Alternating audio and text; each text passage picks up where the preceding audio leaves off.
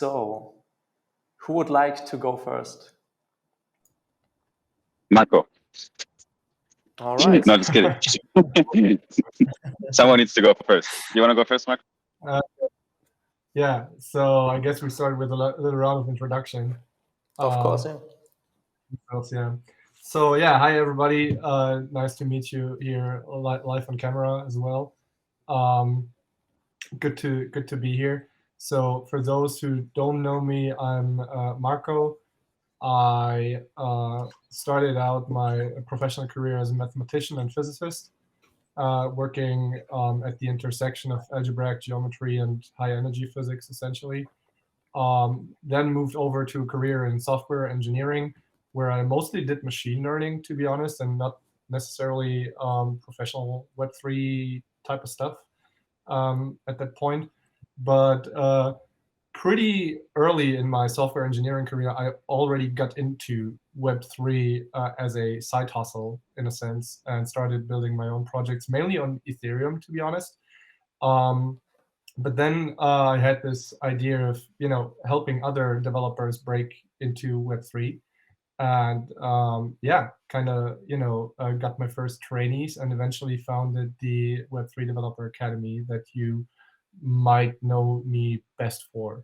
I also have a pretty recent project that I'm working on, which is called DevPel, which is essentially like piggybacking on PayPal.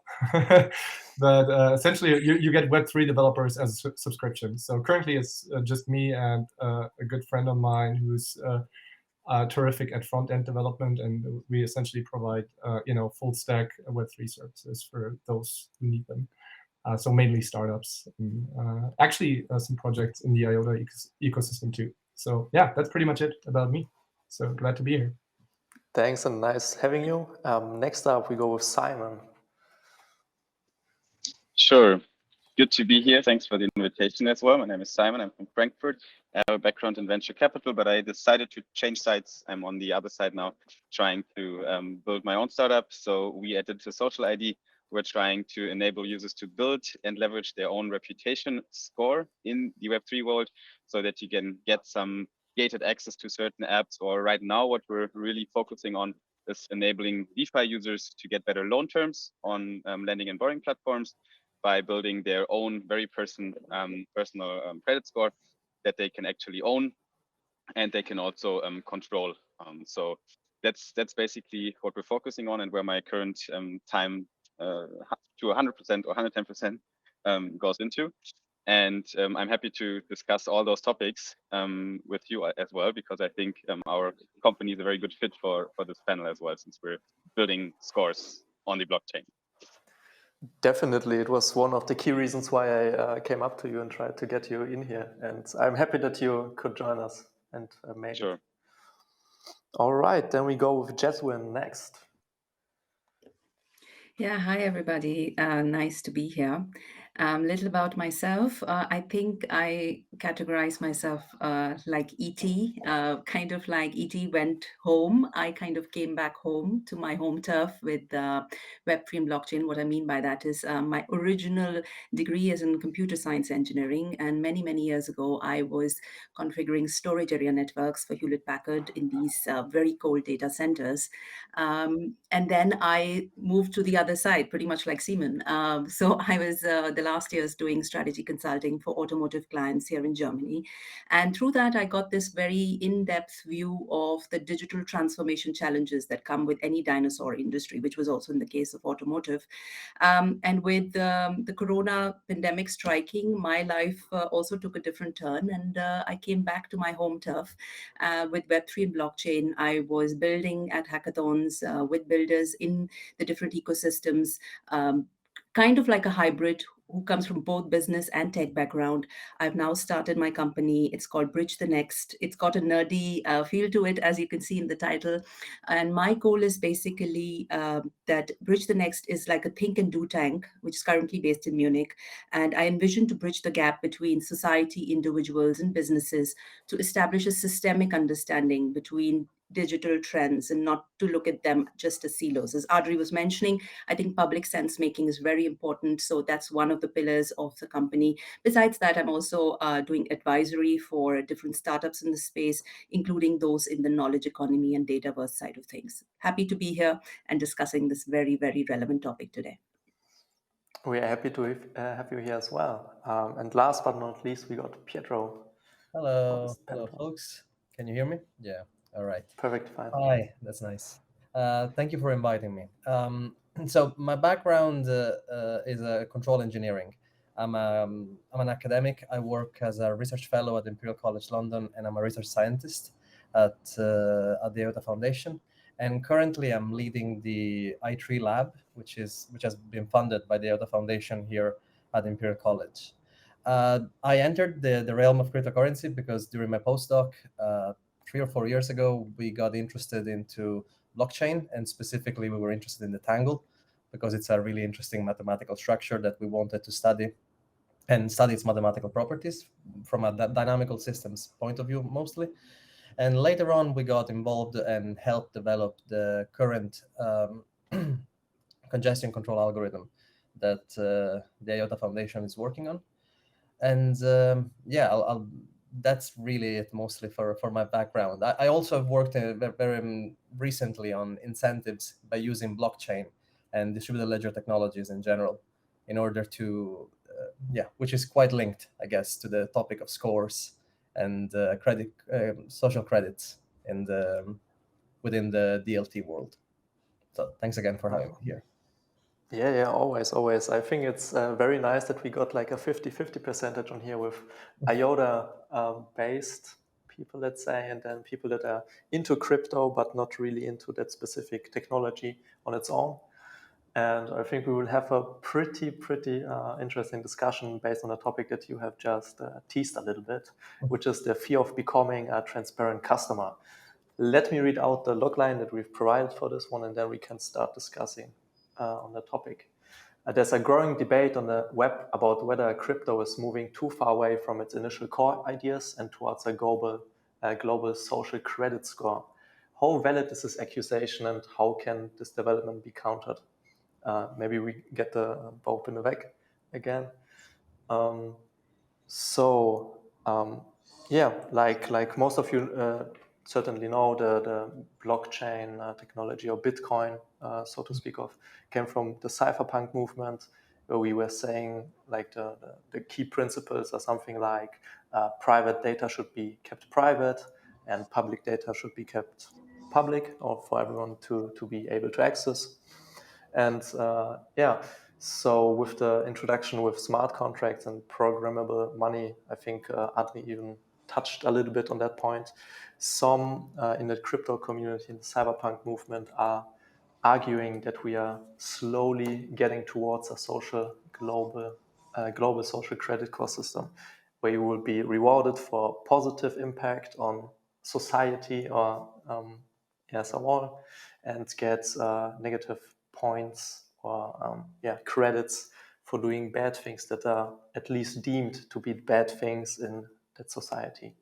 So with that said, we've prepared this panel talk, and we would like to hear your insights, maybe even your expertise on this, because I think everyone for me has something to do with digital identity, or at least with blockchain itself.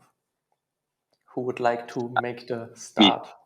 I need to say something to that, obviously, because this statement kind of disrupts our whole business case, right? Because we're building reputation scores for certain reputation pools. So I have a very strong opinion here. Isn't it very nice to incentivize people to do good stuff? I think we all agree on that. Like if you're a child and you do something good, you get a bonus for it. Even if you're a dog and you do something that your human tells you, you will get the snack for it.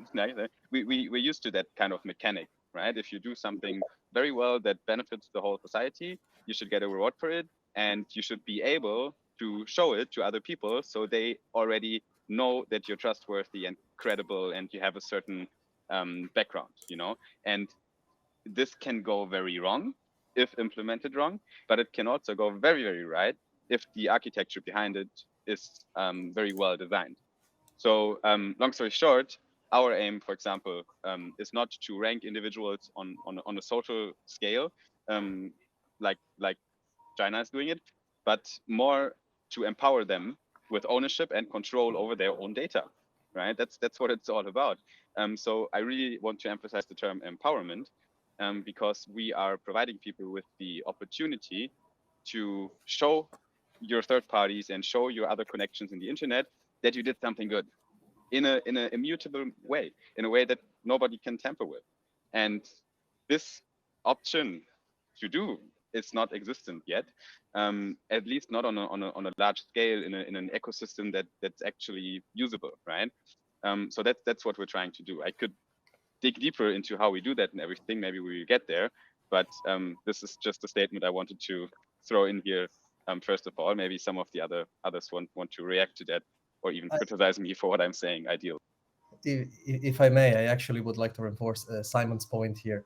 I kind of agree with what he's saying in the sense that I believe that one of the biggest issues, for instance, I guess China's social credit score is the prime example, is the idea that a single credit score could actually influence every single aspect of your life.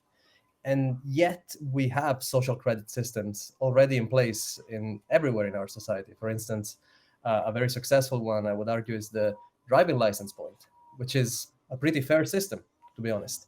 Like if there is this famous quote or like this famous comic strip where it says, if the penalty for breaking the law is purely economic, then rich people are never punished. And you having a system like, for instance, a driving license, right? I believe it's a really good system. It's a system that doesn't impair you, of course, from getting a mortgage, from going to university, from doing, well, every single aspect of your life. And I strongly believe that as long as there are elements that incentivize good behavior, I don't really see a reason why this kind of system should be penalized, as long as there is a strong separation between them, as long as this system do not interact too tightly with each other, as long as there is not a karma point that defines a person as a good human being and therefore worthy of taking a plane because they didn't pay their fine 2 years ago. And as long as there isn't a centralized authority that is capable of enforcing this strong karma system on the whole society, I guess I'm always a bit suspicious of seeing the idea of social credit as something completely wrong or completely out of how to put it. That would definitely undermine society. Let's put it like that. Sure, there are ways to make it wrong, to make it go terribly south, but I guess that there are ways to do that in any case. Like that's not. I don't believe that social credit scores should have as bad a rep as they currently have, since we already use them with quite some success. Right, Jasvin, Marco, do you have something to add towards it? Yeah, maybe if I may. I guess the points touched, I kind of concur with most of them, primarily also because, if we really have to look at this problem, we have to go really deep at the first principles level of it. Because blockchain is just a technology implementation. It's not going to primarily solve the issues of the incentive mechanism, which are at the foundation of this whole the system that we've built, this global economic system that we built for ourselves. If we are going to play the zero-sum game, where one section of the society is incentivized in comparison to the other, where if you don't take a certain action, you're going to be disadvantaged in comparison to your peers or your neighbors, then it is going to lead to a vilification and a victimization. So I think the whole topic of credit scores has to be looked at holistically, where you have elements of the decentralized, digital identity, as we've speaking about, then blockchain, which is the underlying infrastructure behind it. And then, of course, also, there are parties that are in the business of verifying credentials specifically. And these three ecosystems have to work holistically in order to, propel lesser fear in the society, because when you know that you are using the blockchain to record data, but you're not going to be penalized for it, and then people will have a different mindset towards it. At the moment, the problem is, I think the digital identity movement is going in one direction. We have the blockchain movement in one direction, and then of course you have some players. We need to come together to think systemically in terms of what is it that we're trying to solve here. Because if it is still at its very core a zero-sum game in which for me to win, you have to lose, then we will just be duplicating the sins of Web 2, which we don't really want to do in Web 3, right? Yeah, I think everyone of us agrees on that point. I mean, it is one of the core reasons why we even decided to go into blockchain or distributed ledger technology, because of the future that Web3 potentially holds, and that we can still forge it together in a way. But yeah, Marco, did you want to add something to the conversation as well? Because you Sure. look like it. Yeah, happy to. So the problem with this criticism and this statement that is the title of our discussion here that I see is that it kind of generalizes things too much, and also mixes and matches the concepts of blockchain and Web3 on the one hand, and social credit score systems on the other. Because it's one thing to criticize social credit score by itself as an idea and as a concept, right? But it's a whole different and way stronger criticism to say, hey, crypto's bad because it's becoming this thing that we hate, right? And that is so not true, in my opinion. So, and like, it's one thing to criticize social credit scores, right? And there are certain nuances to that topic for sure. But I think one fear people really have when they articulate that criticism is that blockchain is going away from the initial idea of pure decentralization to more centralized implementation architectures, like say governments implementing purely permissioned private blockchains with say Hyperledger, for example, or stuff like that, where ultimately the control is super centralized, right? And then you do have that equivalent to what we might see pan out in China, or which is actually already panning out in China these days. And then of course that's a problem. But the point here is this: like, as long as we do have public permissionless protocols, I don't see a problem at all, because there will, like, as long as we give people the possibility to actually decide for themselves whether they're actually served by the system, and if not, turn their back on it, and go back to the cypherpunk society, network state, whatever you want to call it, right? I think that's fine. And as long as people have that option, by all means, try different things out. Try to implement different social credit score systems in different ways, using different technologies. And by all means, these can even be centralized, as long as people have alternatives to go to, right? So I mean, that's kind of a bit of a different topic. But I actually, because Audrey actually touched upon this, where people, like, one thing crypto is often criticized for is that you have the potential for money laundering and stuff like that, right? Financing drug lords, and the developer behind Tornado Cash sits in jail, I think in the Netherlands even, right? I'm not sure whether that's even true at the moment. I think he's out right now. He got out. He's out? Okay. Yeah, anyway. What I'm trying to say is, yes, that is all true, right? Crime is financed in that way. It's actually giving criminal organizations a big advantage and leverage their deals with blockchain technology and all that stuff. All true.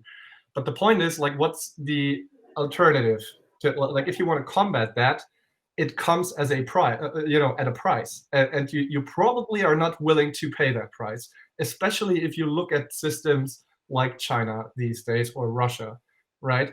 You do want, like in an age of full digitalization where everyone's moving and everything's moving to metaverse and digital identities and whatnot, right? You do want to have the possibility to actually start a revolution in some way, and that's by definition only possible like if you have the ability to transact in full privacy, like, and have value exchanges in full privacy, and put up artwork that's against the government in full privacy without them being able to take it down, right? And yes, that's in that sense, crime is kind of, I'm not saying, drug drug lords and child pornography and all this awful stuff is, a good thing to leverage. But I'm saying, to some extent, crime is, in the eye of the beholder, like especially in systems like China. And of course, we as I grew up in Germany. So it's a very peaceful environment, very stable society, and all that stuff. So I grew up in a pretty much a perfect bubble in that sense. But if you are growing up in a, say, totalitarian system where people are severely suppressed by the government, where people are maybe monitored with facial recognition and all that kind of stuff, and you have no possibility whatsoever in a digital age to carve out your little privacy corner in the internet where you can transact with other people in full privacy and actually start a anti-government movement. I think that's a recipe for a disaster. So I think again, it's a bit of a definitely tangent, not really. I mean, you even touched on the same points like Pietro, who was talking about, as long as the whole structure doesn't get centralized, we don't have anything to worry about. And I think this is also one of those things that people forget, or even the cypherpunk movement forgets, is that, like I stated at the beginning, it's to keep public information public and private information private, right? So you want to keep the information about the individual as private as possible, or maybe share it through services like the whole DID framework and stuff like that, and to keep like public information public, right? So if a government official pays with the official government address to a certain wallet, you want to know who is being financed or by who the government official is getting financed by, stuff like that. And to maybe connect to that point, I wanted to ask you guys on your opinion on how blockchain technology can be leveraged to protect individual privacy and maybe prevent the creation of such a social credit score system, or totalitarian regime, if you would like to. Because I think this is also one of the topics you are very well versed at here in the group. So I just wanted to get your opinion on that. Start again. I make it quick. I think we can all agree that privacy is inherent, like it's natively built into blockchain technology, basically, right? You can, if done right, because on the other side, we have this very prominent topic at our company as well, because if we build a score as an NFT in your wallet, is it public or private? Obviously, it's very public, right? Everyone can see it. So the data is accessible to anyone and everyone. And this is that's the cracking point, because if it's too sensitive and too personal, the data you put there, you could discriminate people based on that data. So it needs to be very superficial, actually, but still send some message that's big enough to get a certain access that you wouldn't get otherwise. So it's a fine line to walk. So how we solve this problem is by combining technologies from the traditional identity world. You mentioned it already. It's the decentralized identifiers and verifiable credentials they don't really need blockchain technology, by the way. And the companies that are only using this technology, they mostly don't like us. They're like, you guys think you will, revolutionize the world with your blockchain stuff. Let's wait 2 years and we're going to be back with our technology that's been around for 10 years, 15, 20. But I always say we shouldn't be fighting each other. We should think about synergies. So maybe there's a reason to put certain information on chain that's public. And if it's not too sensitive, it's fine. But everything that's behind that data, which is sensitive, like your personal transactions that you did that kind of make up your score, in the case of a credit score, for example, then this data should not be public. It should be revocable. It should be permissioned. So someone needs to ask you to see that data that's behind this public score. So this is, by the way, to make it tangible, what we do. We put one score on chain, which is like a first, you get a sense of a reputation of the user, but it's a black box. You don't really know what's behind that. If you want to know what's behind that, you need to ask the user if I can see what's behind that. And then you tell them, sure, I want to see that. And that's classical traditional identity frameworks, verifiable credentials. The verifier asks, and the guy with the identity credential tells you, yep, please take a look. I want you to know because I will get something in return. So it's all about combining the existing technology, and then privacy can actually be handled in a efficient and also in a user-centric way. All right. Oh, Pietro, you wanted to say something?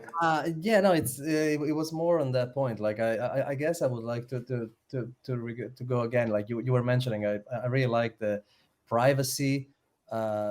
Individual should be, the data should be private. Public that like the data of government should be public.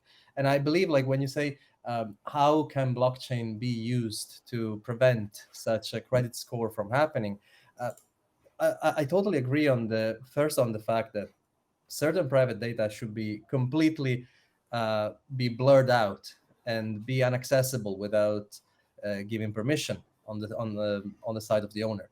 On the other hand, like the idea, the other element, as you mentioned, was that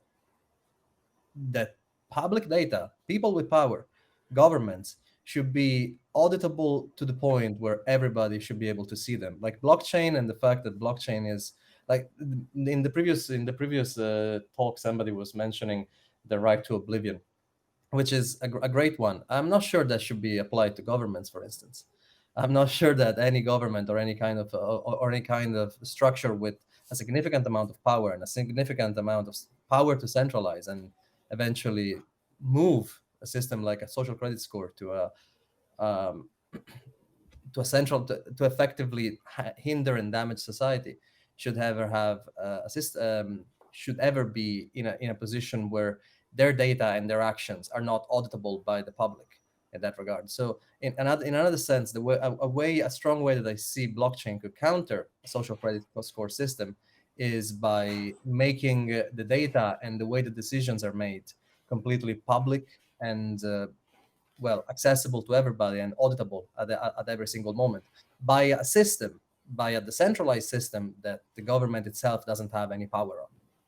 So I personally see, like when people say that blockchain is enabling social credit score, I in general think like kind of the opposite. I think that blockchain technology actually might prevent that. Like any path towards decentralization would prevent the creation of a system like that. And especially like if you think about how to put it, that having the decision makers being completely taking credit and being taking responsibility for their decisions is, in my opinion, the ultimate way to prevent a system like that to ever happen. So my 2 cents on that.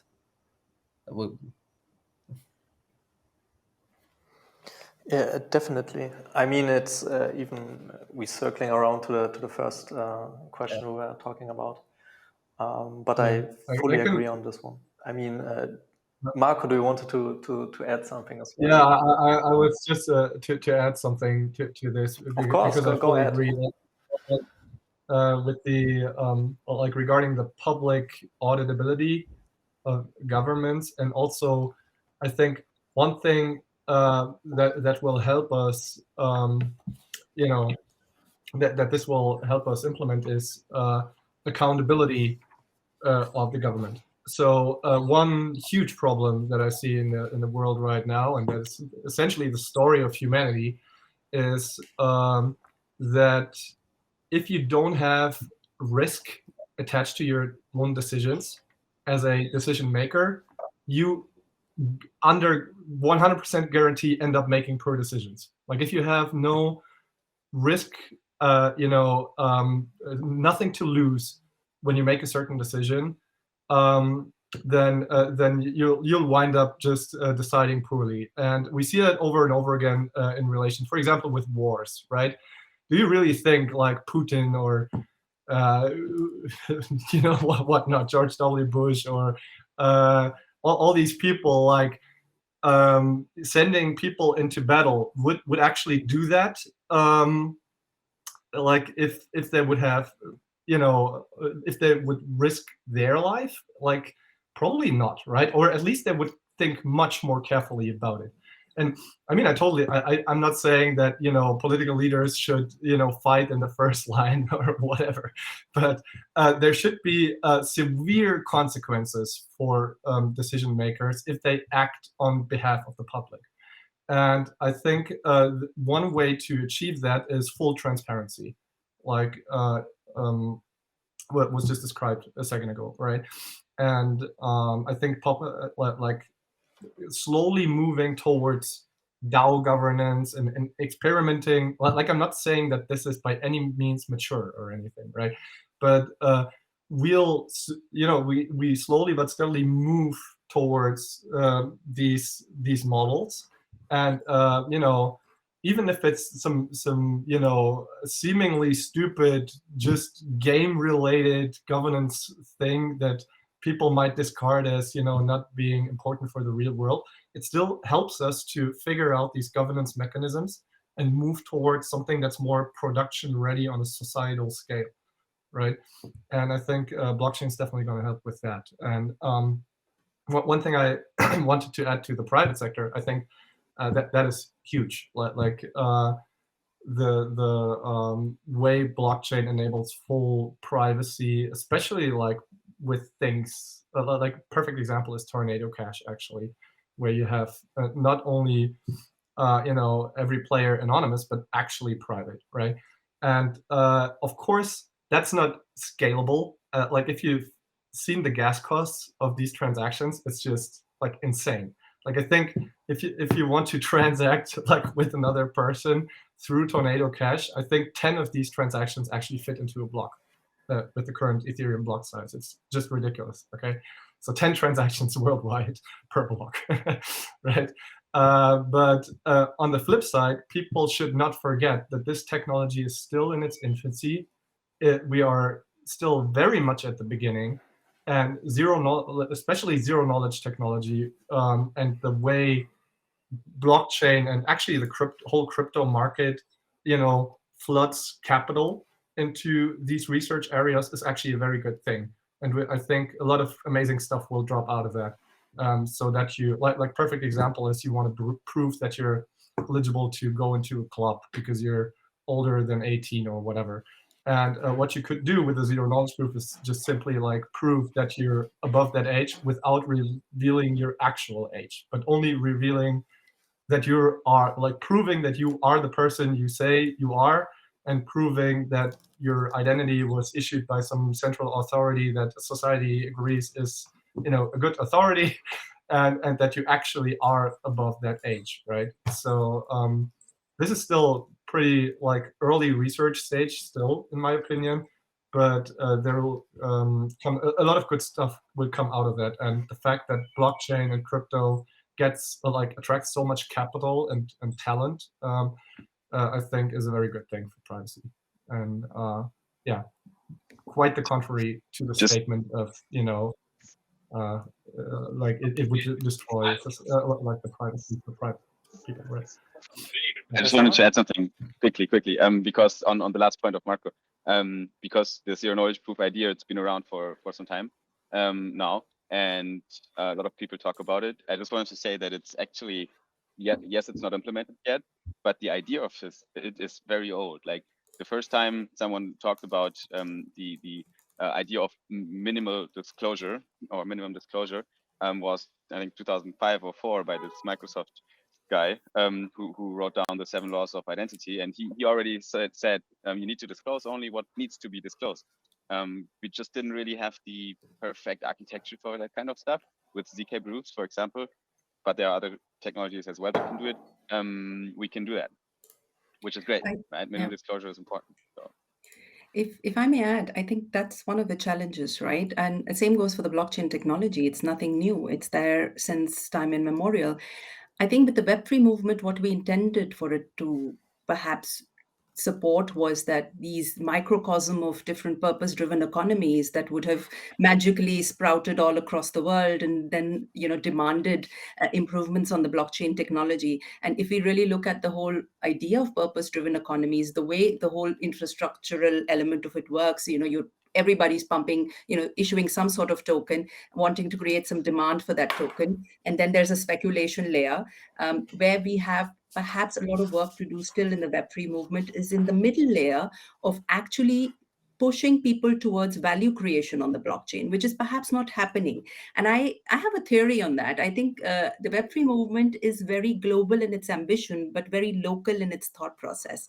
Of course, the Web3 movement, I think, has taken people above and below the equator on this development journey. For the first time, you have ETH Bogota, ETH Bangalore, people all over the world self-studying and being a part of this movement. Perhaps what is really missing is empowering people with those use cases, which they could perhaps use on the blockchain infrastructure. And if we do not provide that to the larger community of people, I think the chances of blockchain technology then being just one alternative for a centralized force is quite it's going to be more prevalent. So I think we have to, as a Web3 community, whatever we would like to call it, Web3, Web5, I really don't care actually, but we have to really think of how we're going to take the ideas that are decided on the Western European side of a continent or on the American continent. How are we expanding that across? Because, for somebody who's in a village in China or Southern India and it's thinking about how to put bread on the table for his family, they're not really going to engage with the self-actualization goals of how do you, make a fairer, transparent world. And those people are more prone to then giving up that power to centralized structures because of fear. And they don't have a problem if they're, if we're talking about data, for the, in India, for example, I have Indian roots. For the largest time, 1 billion people did not have any sort of social documentation to even track them. And then this huge, central identification scheme was rolled out. And in its core, it has a good intention because everybody can then somehow, apply for a passport, travel around. And I think that's what we need to be a little aware of when we are on the Western hemisphere, that there are challenges on the Oriental side of things, which we have to be aware of when we are deciding and discussing these solutions so that we can take people with us. Otherwise, we will never really truly get a mass adoption for what we intend to achieve in this space. Yeah, definitely. I mean, it's even your point of expertise, right? With your think and do tank, most likely you have come up with some ideas or something to combat that, or maybe to include those use cases as well. So maybe before I'm going to cut off that one, maybe quick note on what could be done, maybe if or if it's just a little idea on that front. Maybe I can and make it really short. I am really bullish on the whole idea of soul-bound tokens. When Vitalik came up with it, it was shunned down as, people equated it to the social credit scoring in China. But I think if SBTs are done right, at the back of it, they have the idea of burning and hiding tokens, usually using multiple souls, multiple tokens. they have to be community driven. So I'm bullish on that, but I guess we have to take what we've got and work with it, and with ideas like the way Simon mentioned, or combining Web 2 and Web 3. I think that is also an equally important part of the journey. We don't have to alienate a section of the industry saying, oh, we are on this rebellious phase, because there's only so much. We have to somehow be able to sit across table and talk. So I'm bullish on the SBT side of things. The zero knowledge proofs were spoken about. I think ZK snarks are already, they got a huge grant from the Ethereum Foundation. What I'm also very bullish on is the ZK Stark aspect of it. That's another subset of the zero knowledge proof technology. And as we move into a more AI-driven world, I think it will come out of necessity rather than just some fancy startup founders thinking of ideas, because already 60% of the internet traffic online is run by bots in Web 2. And with AI, it's only going to get worse. So how are we going to know how are we going to track deep fakes or, inauthentic videos, synthetic data? So there, I think blockchain will have a role to play. And I think time will be ripe and we will rise up to the occasion. I'm optimistic. That was a nice teaser for tomorrow's panel talk, because we will exactly be talking about that. And I think you'll be also joining us on this one as well as Pietro. But yeah, I'm very excited for that one. And thank you very much for your insight on that one. I think I cut off Marco. You wanted to say something before that? Or did I? Yeah, I'm actually not too sure anymore. Yeah, I totally agree, though, that, I think what like one thing people should not forget is that there's still a long way to go. So all these things like network states or blockchain-based governance and blockchain-based social credit scores are a bit later down the line, I would say, and also they might arise, like the implementation of blockchain technology in these areas, as was just said, might arise out of necessity. Because just blockchain is just the tech stack that can solve this problem. Like in the short term, I think, speaking as a builder in the Web3 space, I think we should really focus on value creation, as what was already mentioned as well. And that we need to figure out the use cases where Web3 really excels compared to Web 2, because let's be honest, it's typically freaking slow. It's super imperformant compared to a centralized database solution and stuff like that. But there are certain use cases, especially when trustlessness is required, where you just can't solve the problem with Web 2 stack, right? And that is the stuff we should focus on to really be able to communicate the value that blockchain technology brings to the table. And like one simple example of that would be, I provide you digital services and I want you to pay me for that, right? But I give you a refund guarantee, like for a digital service, right? So what we would do in a Web 2 world is you pay me and trust me that I give you your money back if I don't deliver, right? But there's a huge trust assumption, especially if it's related with high stake deals, right? It might not be a problem if we're talking $50, but it will certainly be a problem for a couple of thousand, right, or even millions. So what you could do is facilitate that trade through a smart contract, where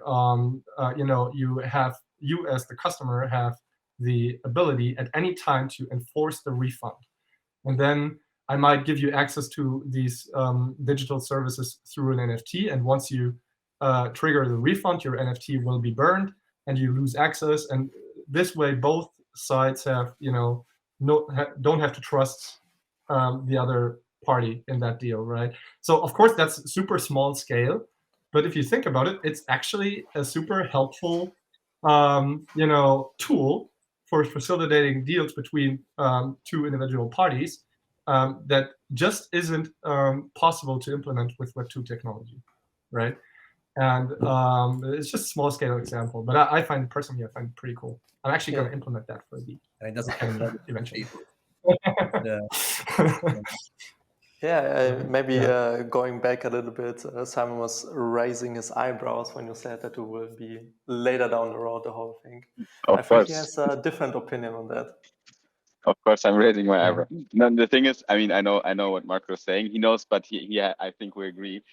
He's building in the space, and he knows best how quick we adapt or how quick we evolve as well. Just look at the numbers, look at the stats. Just look at the last, what was the report from A16Z or someone, where they really nicely presented the stats of the Web3 progress, developers activity. That's you, Marco. So guys that are building on chain, it increased double-digit. From year to year, year over year. In bear markets, we see still a lot of activity in DeFi platforms. Like there are so many things that are going up. You know, like I look at all the charts, and if I see the thingy going in the right up corner, I'm like, okay, we're progressing. And if we're progressing that quickly right now in a bear market, how many years will it take until we see substantial changes, right? I don't want to tell quotes that are boring, but there's one very good fitting quote here, which is the fact that sometimes, right, it takes decades to what is it? It takes decades to have big changes, and sometimes in a week decades happen, you know, from the perspective of changes. And I think this moment is we're working towards this moment. So yeah, be ready for that.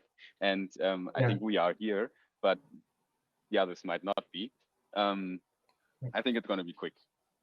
Yeah, I mean, I was just real quick, just to respond to that. One thing I was also referring to is society's adoption of that stuff. And with that, I'm especially mean regulatory adoption. For example, like if you look at the laws that the European Union, issues at the moment. I mean, there is still a long way to go. Like, I'm not sure whether you heard of that kill switch thing for smart contracts. That is very, like, essentially, you could interpret that as every smart contract needs a kill switch, which essentially, erases the whole trustlessness feature and the whole point of building smart contracts, right? So, and it's just such a broad stroke regulation at the moment that I think even if we have the tech in place, you'll still face a lot of friction in that regard. So that's just but even there, the chart is going up to the right in terms of the progress. Like Mica happened in how many years? I mean, I don't want to be that pessimistic guy. I'm all, I'm all on your side there as well. I mean, the guy who's for numbers is Pietro, right? So he should know best as a research. Sorry, say it again. Say it again. You should know the best about the numbers going up, right? As a IOTA Foundation researcher. The research has skyrocketed. Yeah, I mean, it's just unbelievable. It's difficult to keep up with all the stuff, but quite frankly, it's very, very complicated. And I mean, I think it's very nice in that regard, because while I agree that use cases are the most important element, I also believe that we, as Adam mentioned, we are somewhat missing some elements. We still have some blockers when it comes to not only regulation, but also the technology. I'm thinking the first thing I'm thinking about is DAOs, for instance, where like they're great. I love the concept of a DAO, but voting in DAO, for the voting community in DAO, I still feel is, for instance, very behind in the way that it should make some privacy, for instance, privacy in voting. Voting in DAO is practically, in most DAOs at least, for what I've seen, is practically public. And no real, in my opinion, application where there are any real stakes will ever be there, as long as you have systems where practically I'm able to see who's voted and how. And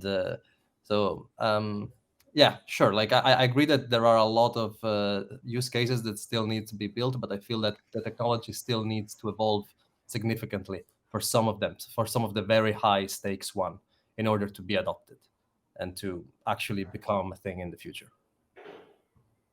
Yeah, I think this is a nice topic to talk about maybe for the next day. We could continue, but we have to slowly stop this conversation. Unfortunately, it gets interesting right now. But yeah, I think on a closing note, we can say we very much agree that it doesn't not turn into a social credit score system, or even if it does, there's still some time until it happens. And we won't be looking forward to that or working towards it. We try to build something entirely different in Web3. And yeah, thank you again for joining us on the panel talk. Very much appreciated from the whole team. And yeah, we hope to hear from the future from you guys as well. We'll definitely see us. Thank you. In the future. Thank you, guys. Thank you for inviting us. Thanks. Yeah, thanks for having us. Have a great day. You too.